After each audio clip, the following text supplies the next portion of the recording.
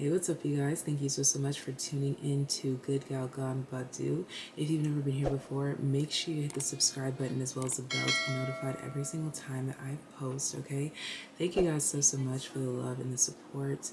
Be sure to share these videos with your friends and family members that you think could find this helpful. So speaking of helpful, this channel is full of the tips, tricks, and just spiritual tidbits that I've learned along the way through my spiritual journey. And today I want to talk about how I romanticize my life for increased happiness. And I know that not everything that I do will work for someone else, but I feel like someone just needs to know that you can step outside of the box and live your life in a way that is true and authentic to you to increase your levels of happiness. So I'm going to share with you guys 5 tips on how I romanticize my life and how you can too. Let's just go ahead and get started.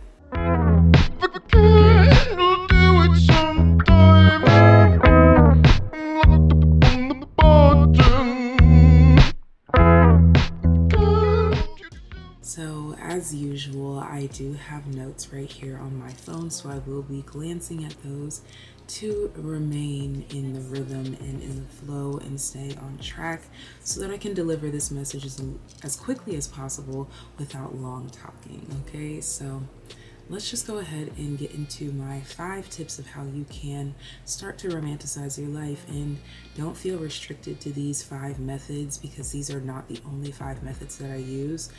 Feel free to explore some of your own creative ideas as well as other sources here on the glorious World Wide Web. There's so many great places to find inspiration for your daily spiritual routines, and I highly recommend to do that.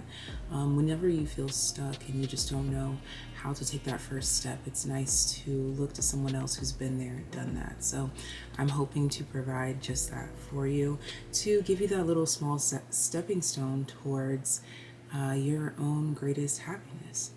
The number 1 on the list for how I romanticize my life is staying in the flow of moon cycles. This allows a true sense of order, cleansing, and resurrection each month. A new moon and a full moon is always guaranteed. New moons are energetically tied to resting, planning, and preparing for a new cycle or journey to begin, while full moons are more energetically charged and tend to call us to take calculated risks and actions based on our own new moon planning. Now, this isn't going to be the case for everyone, of course, so it's important to flow with how you feel. But the only way to know how you feel is to get to know yourself in stillness. My second tip on how to romanticize your life for increased happiness is to create a routine, but allow room for flexibility. For example, if you work out every morning, be flexible by being creative about how you decide to burn calories each day. Another example, switch up the way you style your hair, change the flavor of your tea. Wake up a little earlier or later, again, based on how you feel, which can only be found in stillness and getting to know the self. My third tip on how you can romanticize your life for increased happiness is to decorate your space to your precious taste. You are an ever-evolving being. Your space is a representation of you. Therefore, it should shift every time you do. These shifts don't have to be major. Maybe swap out that old throw for that new one in that color that you have been adoring this season. Other times you might want to expel everything and start over, and that's okay too. My 4th tip on how to romanticize your life for increased happiness is one of my personal favorites.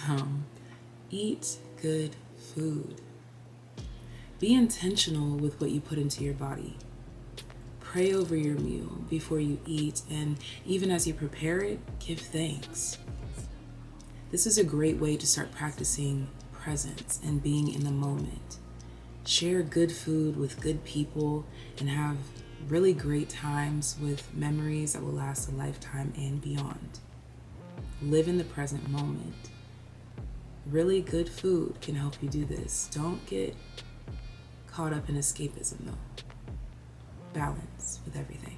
My fifth and final tip on how to romanticize your life for increased happiness is probably the most important tip, and that is to show gratitude. Start saying thank you to God's universe for the small things, like that beautiful butterfly you saw on the way to work or that child waving to you at the grocery store. You are real, you are human, and you are seen. Realize that you are never alone by allowing the Holy Spirit to grace you with the love that is only found in appreciating the small things in life. And I would like to add that this again starts with you from within, getting to know how you feel. In stillness is where this truth is found. Taking on these simple 5 tips on how you can romanticize your life for increased happiness will lead you to soon realize how connected everything and everyone is. So being alone will slowly become less and less intimidating.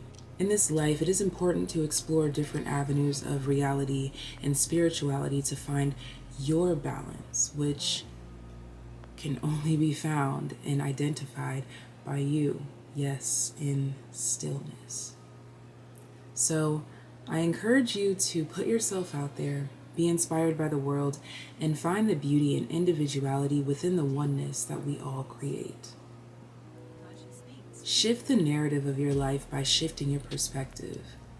This is done through learning to discipline yourself into romanticizing your life with simple practices like the ones aforementioned, or completely new practices. Let your soul guide you to the truth of who you are. This is where you find the beauty of the light in this world. Namaste. Hey, yeah, made that money.